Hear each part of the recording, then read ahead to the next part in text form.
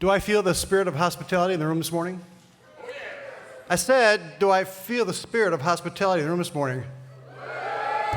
Can I get an amen? Amen. All right. Welcome to our Career Day keynote speaker. Where are my HTM 100 students?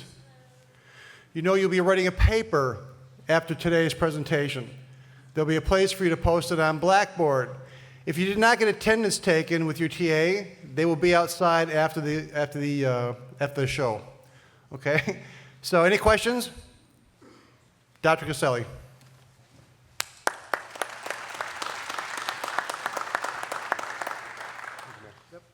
Good morning. Thank you for being here. As you can see, we have Gerald Fernandez with us. He's the president and founder of the Multicultural Foodservice and Hospitality Alliance, which is a nonprofit organization that promotes cultural intelligence in the workplace. Over the years, he's been recognized repeatedly for his work in educating and advocating for the business benefits of cultural diversity and inclusion in the food service and hospitality industry. Jerry has over 35 years of experience in the industry. He has held leadership positions in several well-known companies, including the Waldorf Astoria, Hemingway's Seafood Grill and Oyster Bar, the Capitol Grill and General Mills, where he got his start in diversity and inclusion. We are very fortunate to have him with us this morning. Jerry, thank you so much for being here. Thank you. Well, good morning. It's good to be here. Can I get an amen? Amen. Have a little church up in here. All right. So I'm excited. Can I get a quick look-see at all the students? Just raise your hand so I get a sense of all the students. How many of you first time in your family to go to college? Okay, all the international students, raise your hand. Okay, that's good. And the faculty? How many of you faculty knew you were going to be a faculty member when you were in high school? Only a few hands, no hands. So first lesson is, you never know where your career is going to take you. I'm living proof. You can start in the dish room and go all the way to the boardroom. That is my story. I'm going to tell you just a little bit about me, a little bit about diversity and inclusion, or cultural intelligence, as we refer to it now. Tie that to unconscious bias. Talk about a few of the key issues that are causing pain for the hospitality industry. So you could be thinking about those, how you're going to solve them as you enter the workforce. And then I'll take a few questions if we have time. So if you're normal, this is you. This happens in corporate America. I talk to a lot of people about a lot of things, and it's always like, I don't see race. Don't say that. This is not important. Don't say that. I don't understand why we have to be taking this in class. So if you're normal, these are natural inclinations. Dr. Samuel Betances, Harvard PhD, and my mentor said, you can't fault people for not knowing what they've never been taught. Remember that. You can't fault people for not knowing what they've never been taught. So if you don't know much about Latinos because you didn't grow up with Hispanic Latinos, it's not really your fault. If you don't know much about blacks, it's not really your fault. But it is your fault if you do nothing about it. We'll talk a little bit about that. Volume, please. Audio, please. I could sing, if that works. So if we're not going to have the audio,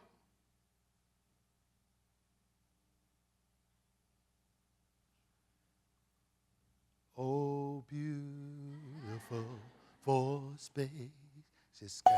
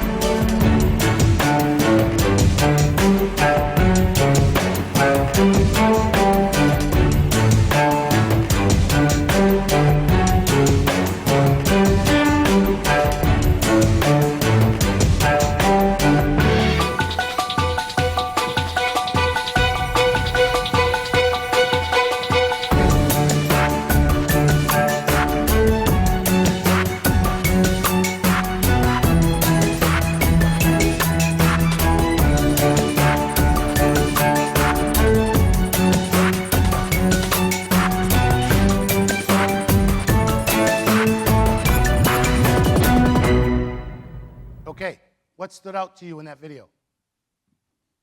This is the time where you participate. What stood out to you in the video?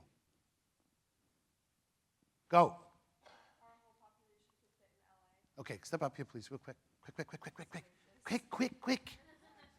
Here's $20. I want you to go buy yourself coffee. When I do, it's what it's for. Then buy your friends coffee. Come. Then give it away. When I do this in high school, the kids come running up all the time. What else stood out to you in that video? Because that's the world you're entering, whether you like it or not. You international students have probably already figured that out. The rest of us have to figure out. There's a lot of things. The 10 mega cities. People are moving to the cities, inner city. So brands and companies are going to have to learn how to manage people who look like me. Okay? Non-white communities. You're going to have to get effective as leaders. And if you can do that, you get paid. So one of my friends at Sodexo says our need to communicate is universal. The way we do it is cultural. So my story, this is me. Black Cape Verdean of American, African American of Cape Verdean descent, one of 6. That's which one is me? That one up on the right there with the big fro, okay? I went from the dish room to the boardroom, okay? I have 6 grandkids, 3 boys. How many of you thought I was a country music fan? See, a couple of you back there, somebody might have known that before. And the survivor of what? Usually people say cancer, skydiving accident, 3rd time out of the plane. I'm still here. We all have purpose. It's our ability to find out what it is. I started out as a culinary student at Johnson & Wales. I was a knucklehead, got kicked out of school when I was in, junior high school and high school. I was a troublemaker. My dad died when I was 11, and people thought I would go to jail. Instead, I went to culinary school because a culinary teacher said, Jerry, you have some smarts, and if you go to school, you might do well. It's important. It was a white woman who told me that I could go somewhere and be successful. It's very important that people who don't look like you are in your life so that they can help you coach and find your way up. So it's really important, white men leaders in the room, you've got to help these young people of color find their way. Women are driving our industry, so ladies, you have to connect with everyone to be good leaders. So MFHA has been around since 1996. We're 20 years old. We make the business case for diversity and inclusion in the restaurant hospitality space, and we teach cultural intelligence. We were founded at the Hyatt Hotel in Chicago in 1996. This is the Park Hyatt. And we said, why not us and why not now? And so the lesson to you students is, if you have an idea, put it on paper, because that's what I did. I wasn't the smartest guy. I don't have an MBA. I didn't go to the big fancy school. I didn't come to Purdue. But I figured out how to add value. And if you can add value, you can get paid. And so these are some of the companies that are with us today. And we came up with a dinner table business model that if you're going to practice and lead on multicultural issues, on diversity, if you're going to be good for women, you have to do it across all 4 seats at the dinner table. Workforce, how do you find and develop good people and talented people? Customers, how do you attract people no matter what package they come into as customers? How do you work with them in the community? Whether it's one community as a restaurant maybe down the street, or in millions of communities for all the other fast food restaurants around the world, or hotels for that matter. How do you connect to the black community, the Hispanic community, the LGBT community? And ultimately, how do you work out and reach out to supply chain to make sure that there are women and minority suppliers in your network, and that you create the number increase the number of minority franchisees in the hotel category and restaurants? For us, diversity was about business, dollars and cents. I have 3 $1 bills. One came from a white customer, one from an Asian customer, one from a Hispanic customer. Which one is which? Now, if you're in business, which one do you want to do without? You want them all, right? But if you don't have a strategy to get to black, Hispanic, Asian, disability, LGBT, veterans, you leave money on the table. That's the same for employees. It's the same for college and university recruiting people. So we use education, advocacy, and connectivity. I have a pretty good network. By the way, all these slides will be available to you, so don't feel like you have to write down too quickly. We'll give you the slides, including the videos. We focus our solutions on what's good for the business. Raise the top line, improve the bottom line, and add value to the brand. Interestingly enough, those are the 3 things that private equity companies are most interested in, right? Help us make more money, and help us add value to the brand so we can do what? Sell it or take it public. You'll hear a lot more about that as you go on. So we have a QCIA, a quick cultural intelligence assessment. We looked at the companies who do this best, Darden and Marriott and Hyatt, and some of our Sodexo friends, Coca-Cola, PepsiCo, other people who do this well, and we stole their ideas and listed it as a checklist. We take our showcase to high schools around the country and tell young people about careers in our industry, black kids and brown kids, white kids and Asian kids.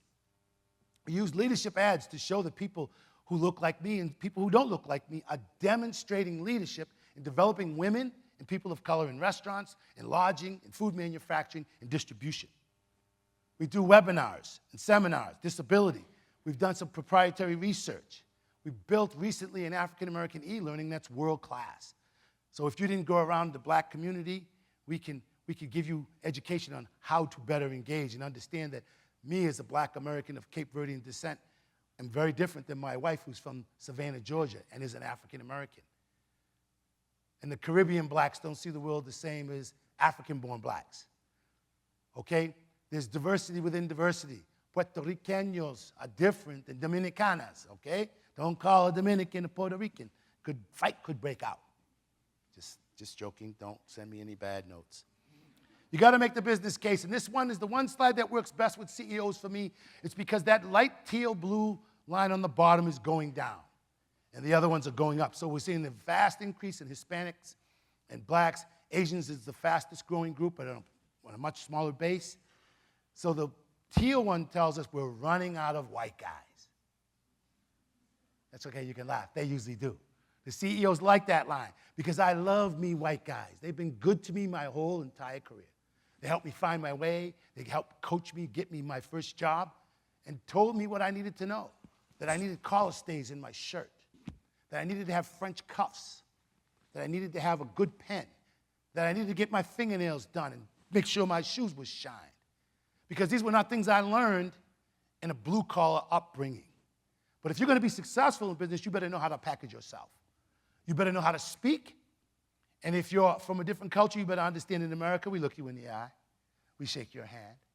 And if you don't do these things, well, you might have a little trouble. I'm not saying they're all right or all wrong. I'm just saying this is the way it works. For the first time a few years ago, more minority babies born than white babies. So it's happening whether you like it or not. Why do corporations focus on this? It's because it's about the cabbage. I tell my grandkids it's about the cabbage. They want money to buy good things. Well, you know, they gotta help me work with companies who look at people like me as an important customer base. So the spending power of blacks, Hispanics, and Asians is what's driving this. It's not social, moral, ethical. There's a lot of demographics here. I'm not going to go through all of them because, frankly, you should be learning these and you should know them. There's a lot black, Hispanic, and Asian. I'm not going to go through all these. They're just setups for some more interesting slides, this one in particular. When you decide to go to work for a company, young ladies, you better know where that company is on that continuum. Are they still at the compliance stage, doing what they think they should be doing, instead of what's going to be good for your development? If you don't see women at the top of the organization, then don't expect that there's going to be a lot of opportunity for you there. And the same is going to be true for other examples. As a young, talented African American today, if I don't see people looking like me in the organization, or I don't see people saying that I matter, I'm not going to work for you. If I'm Latino and I don't see any Latinas or anywhere in the organization, I might not go to work for you. If I don't see it on your website, it's probably not happening. So these are things that are really important as you start to think about who you want to go to work for. I make decisions about who I buy stock from. I sold my Wells Fargo stock. Why did I sell my Wells Fargo stock? Anybody? Reading the news today? Because they cheated their customers. And the CEO is going for the Congress today to talk about why he's not a bad guy. Well, I'm sorry. Once you lose that brand, once your brand is soiled, it's very hard to get it back. So there's a very interesting app. I'm not going to go way into this today, but I want you to see it. It's called Guess or Don't Guess My Race. A former Harvard professor developed it. And it's got very interesting. So what race do you think this guy is? Who says he's white? This is a show of hands. Who says he's black? Who says he's Hispanic? Oh, well, you're not being very cooperative this morning, but that's okay. Well, he considers himself Hispanic. My family is Cuban and Spanish. I was born in Miami, where we are the majority. What race is she? Well, you could guess it, but like I said, you're not in the participatory mood. I'm going to skip to the answer. My mother is Irish and Italian, and my father is African American. I identify more as a person of color than as a black or white. People often make strange comments about my hazel eyes. One woman told me they make me look very exotic. Is that a positive comment? No, it's not. It's how people identify themselves, not how you identify them. And you don't say, well, what are you? No, where were you born? Your English is so good. No, really where you were born. They're trying to say you don't look like you're from America. So there's a positive way to do this, and then there's a negative way to do it. And the more you learn how to talk about people cross-culturally. So what's your ethnic heritage? Where's your family's history from? That's an interesting name. Tell me culturally a little bit about that. Well, why are you interested? Because I'm trying to raise my cultural IQ, which is the next thing I'm going to talk about. So cultural intelligence. How many know you have an IQ? Right? Well, you have a cultural IQ, and you can improve it. The jury is out whether you can improve your regular IQ. I'm not sure that we can. If we could, I'd probably be first in line. But nonetheless, it's the knowledge, skills, and ability to effectively and appropriately engage people from different cultural groups to deliver better results. Effectively engage. So I speak woman, I speak CEO, I speak Asian, I speak Latino, I speak North, I speak South, I speak disability, I speak LGBT, I speak veteran, I speak hood, I speak take out the trash. That's a joke. They're not very funny today. So it's all that stuff, and it's a skill that you can develop. I did not grow up around Asians, and I did not grow up around Hispanics. But I've learned a lot about all those cultural groups, so they embrace me as one of their own. He gets it. She gets it. That's what you want people to say about you. Because if they do, you get invited in the room for all the important things. People come to you with important information, and you get to be the person that opens up doors. So there's a really good business case for this. It helps you better engage your employees. All those other points are important, but the most important one is engagement. Why? Because Gallup told us engaged employees are very productive, right? I see my Darden friends over there. Anybody these you employers know, if your employees feel like they have a friend at work, people care about me at work, they work harder. That means on Saturday morning when the dishwasher doesn't show up and you call somebody, they pick up the phone and they come in because they know you care about them. He or she knows about me. They also don't quit, they don't steal. Way more productive. And where's all that savings go? To the bottom line. So if you're one of those people helping that company save money, increase their sales, your job is protected. You get promoted, and when layoffs come, you're not one of the statistics. So we focused on all of those competencies that people a lot smarter than me. We work with the Cultural Intelligence Center, Dr. David Livermore out of Michigan State, and other people at Baltimore City College. They have 9 mega skills and 11. We focused on 5 that play out at the operations level. Because I ran restaurants most of my life. I opened the first Capitol Grill because I was pretty smart, not because I was black.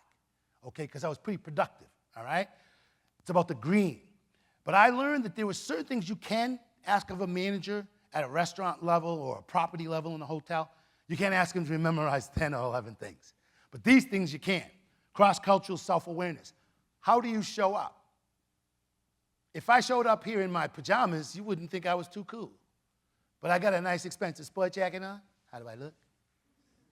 All right? I look the part, okay? But also I know the tone of my voice matters in some places. When I was working for General Mills, my hands would be talking like this, and they said, well, this is not really good. He doesn't present well.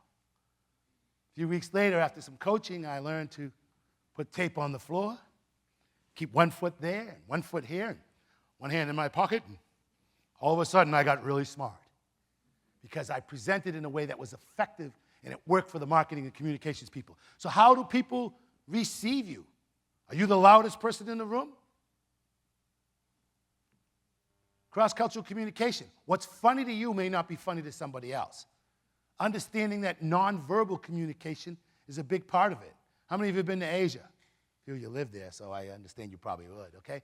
Sometimes in Asia and other parts of the world, yes doesn't always mean yes. Yes means maybe. okay? So all these things are important. Empathy, walking in someone else's shoes. What's it like to be an immigrant? What's it like to be in a country speaking a language that's not your home country, not your home language, your mother tongue? So African Americans get upset when the Hispanics are speaking Spanish. What are they supposed to do? What would you be speaking if they sent you to another country? So be empathetic about what your employees are going through. What's it like to be the only woman working for this company? What's it like to be the only black in sales? What's it like to be in the closet and nobody else knows? Conflict. I put conflict management because it's not conflict resolution. I don't think you ever resolve it. And not all conflict is bad. But how do Dominicans do conflict? How do Mexicans do conflict? How about the Irish? How do they do conflict? My Italian friends, they do conflict just like black people, back and forth, okay? Other countries are indirect. They're not going to disagree with you. They're not even going to tell the professor they think he's wrong or she's wrong because that would be impolite. They might lose face, shows disrespect. Understanding how different cultures do this dance is extremely important. Last thing, the most important thing, why women and people of color are not getting promoted in our industry at a fast pace is because authentic coaching. Some of the things I referred to earlier. They didn't tell people. I have a friend who worked for PepsiCo for a long, long time. He would say to you, I want to ask you a question. I'm going to ask you a question and be very specific about it. Now, you know what he meant to say, right? Ask you a question and be very specific. And he had 3 really good ideals. No, he really meant ideas. But nobody told him that, why do you say axe? Which is, what is an axe? Use it to chop a tree down, right? Why do you say axe when you mean ask? And it wasn't until he got transferred to Dallas, another African American mentioned it to him, and he realized that he didn't even hear it. He grew up in a community where that's how they used it. That's how they spoke. I'm from the Boston area, so I have a Boston accent. Harvard, okay? Sometimes it's hard to understand. My father-in-law is from the Deep South. When I first got introduced to him, I couldn't understand a word he said. So it's the cultural language that you come from. It's not your smarts, but when finally someone brought it to his attention, you know what his response was? He was angry. He said, how come my boss didn't tell me that? And if you don't get authentic coaching about the way you communicate, the way you dress, young ladies, if you show too much skin, guys will look, but I'm not sure she's the right person for that job. Okay? So you better understand that authentic coaching is how you're going to develop people. And you got to be willing to tell them the truth. Can I give you some feedback? You know, everyone else is dressed really nicely and you don't have a shirt or tie on, or your shirt's dirty, and you cannot be dirty to represent this brand. Or you got bad body odor. Those are not fun conversations, but I've had them in restaurants right in Providence, Rhode Island, sending people home because they don't have the right undergarments on. That's straight talk. But if you don't get this coaching, you don't get this development. I have an African-American friend who had to learn to shave his mustache because no senior person had a mustache. And when he finally shaved it, the senior vice president said, I'm glad to see you finally got serious about your career. It wasn't a black thing. It was a senior leadership thing. Nobody had mustaches in that culture. So you got to get these things right. Now, a lot of this stuff is driven by this thing called unconscious bias. How many of you heard about this? Okay, it's the big rage right now. It's the unconscious things that happen. Unconscious bias is unintended, subtle choices you make that we do all the time. It's neurologically part of your brain. Attitudes and stereotypes fuel it. It's research-based. It's not me making this up. There's tons of data out there that will let you know that unconscious bias exists and everybody has it. So it's not, the real question is not, do you have bias? It's, what are they? So how many of you are recovering homophobes? Raise your hand. See, I didn't think so. I got one over here. That's good. I've got a brother in the cause. I'm a recovering homophobe. I grew up in a time when being gay or lesbian wasn't cool. On the South Shore of Massachusetts in the 60s and 70s, you know, we had words for people who were gay, and they weren't good. And I took that with me into my middle ages and into my adulthood. And when I was running MFHA, I was at a meeting in New York City at the old Marriott Essex House. There was a bunch of executives in the room. And I was talking about how Mr. Diversity Man, that's me, you know, that sometimes you have to find your blind spots. And my blind spot was we were living in Minnesota. Now, my wife's chocolate brown, shiny skin, black girl from down south. Love it that way. And my son came home with a blonde-haired, blue-eyed girl. And I said what a lot of people would say, Derek, can't you find someone look more like mom? You know, sister girl? Well, that's no different than the Jewish mother saying, bring home a good Jewish girl. Or Italian, bring home a good Italian boy, right? Bring home a good Catholic boy. Well, someone in the room stood up from way in the back. He said, Jerry, I have a question. I said, sure. His name was Lou Cossack, former CEO, former chief people officer for Applebee's, good friend of mine now. He was in the closet then, he's out of the closet now. I didn't know that. He said, well, Jerry, what if your son had brought home a blonde-haired, blue-eyed boy?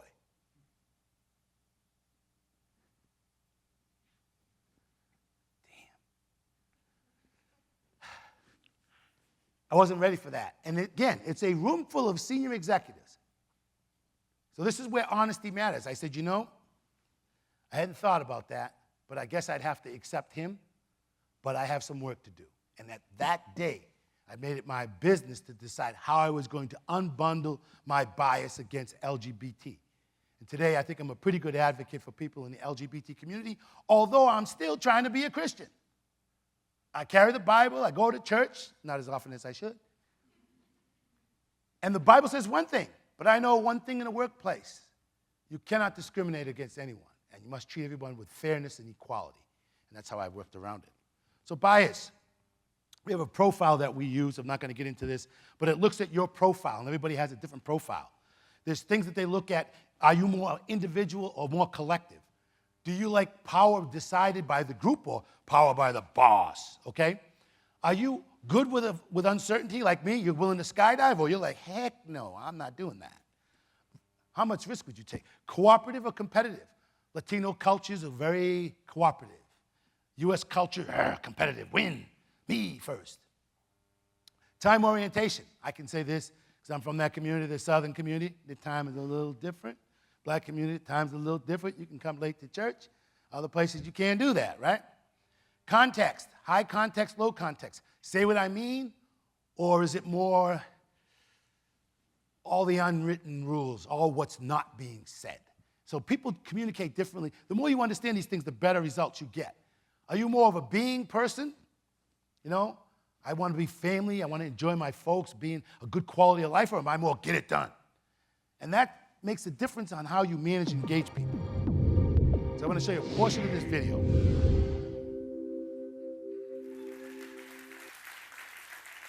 Someone who looks like me walks past you in the street. Do you think they're a mother, a refugee, or a victim of oppression? Or do you think they're a cardiologist, a barrister, or maybe your local politician? Do you look me up and down, wondering how hot I must get, or if my husband has forced me to wear this outfit? What if I wore my scarf like this? I can walk down the street in the exact same outfit, and what the world expects of me and the way I'm treated depends on the arrangement of this piece of cloth. But this isn't going to be another monologue about the hijab, because Lord knows Muslim women are so much more than the piece of cloth they choose to wrap or not wrap their head in.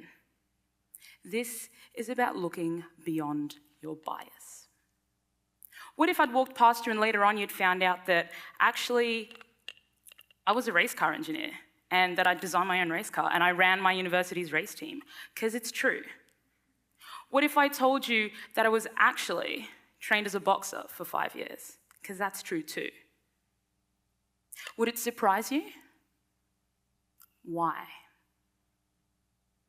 Ladies and gentlemen, ultimately that surprise and the behaviors associated with it are the product of something called unconscious bias or implicit prejudice.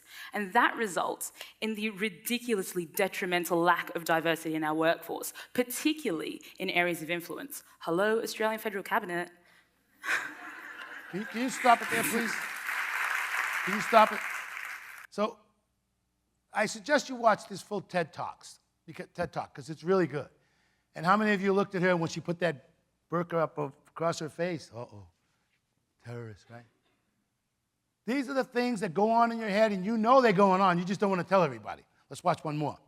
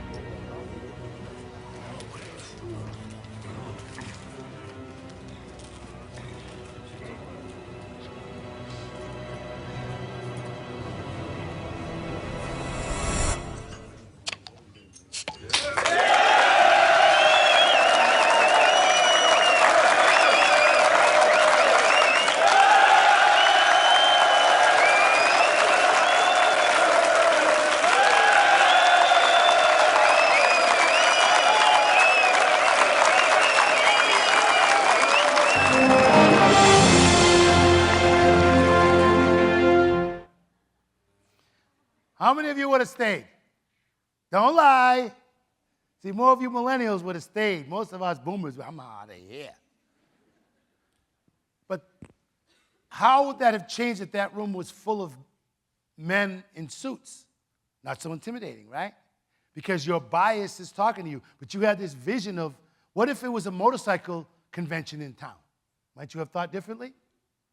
So these are the things that are going on with unconscious bias in our head all the time.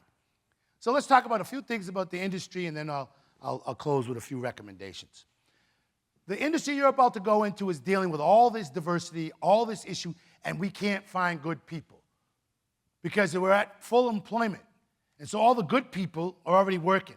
So it's going to be really hard to find good people, and your job is going to have to look in the barrel of what doesn't look like it's very attractive and find the talent and bring it out. Find people like me who was dusted up in raggedy shoes and pants and say, Jerry, you can be something. Here's how we clean you up, and look at me today. Dish room to the boardroom. That's the mentality you're going to have to come up with. Private equity, what they're focused on is adding value. If you can't help us sell more to Black, Hispanic, Asian, LGBT in the hotel, you're not doing your job. You're expendable. So you're going to have to figure that out, whether you like the sexual orientation or not, whether you are supporters of Colin Kaepernick and his stand against the police violence. How many of you know that there was some police violence in Tulsa this weekend? See, I know because I have 2 black boys at home, 35 and 32, and I worry every night when they go out on party night that maybe a police officer will stop them. And even though my son's at the top of his class with an MBA, doesn't make a difference because he's 300 pounds and 290 with a full beard, and he looks like what? A Muslim. So your world is not necessarily my world, and the more you understand about the world makes you more valuable.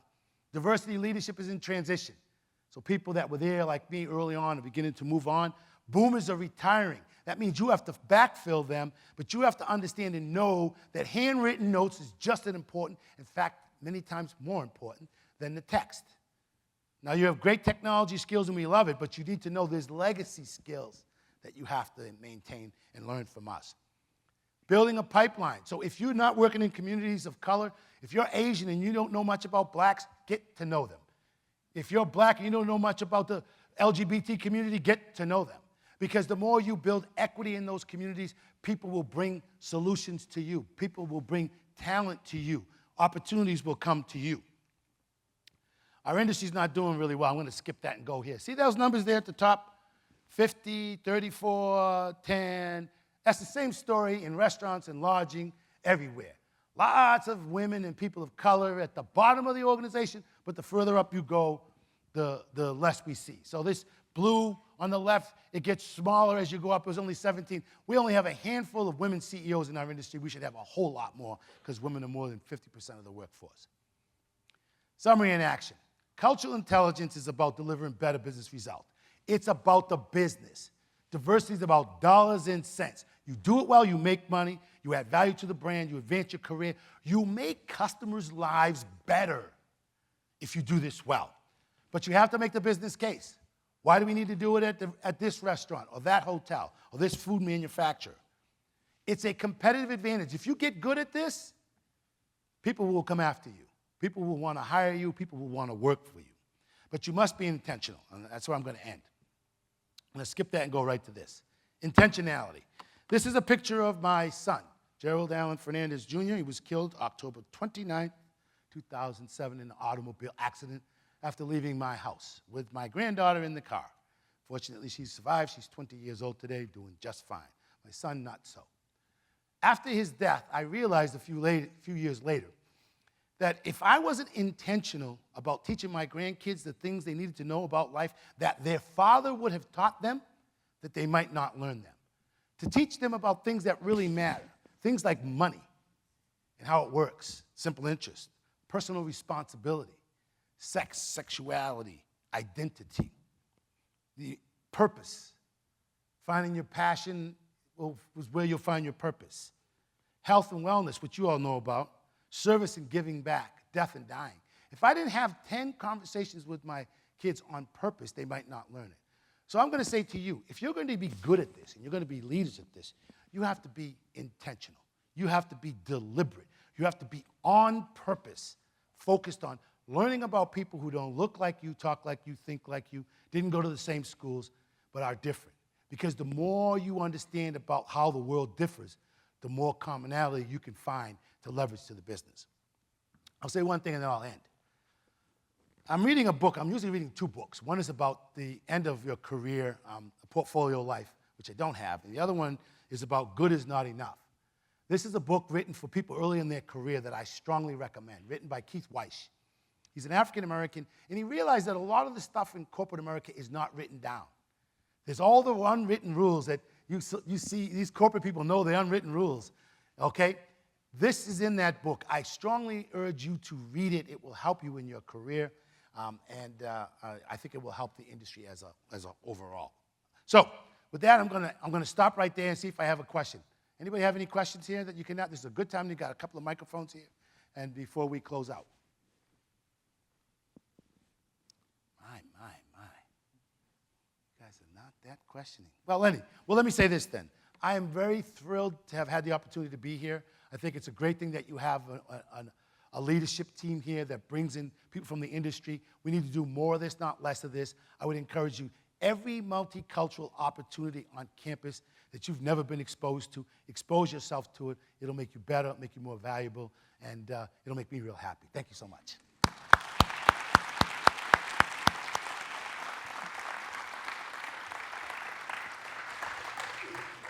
Jerry, thank you so much for your message this morning. A small token of our appreciation for coming to Purdue and sharing with us that message. For those of you that didn't feel like asking him a question publicly, Jerry will be here for a few minutes. He's also going to join us for lunch, so please feel free to come up and talk to him. He's really a great guy. Pretty good golfer, too. So thank you. Thank you so much. Thank you so much. Okay.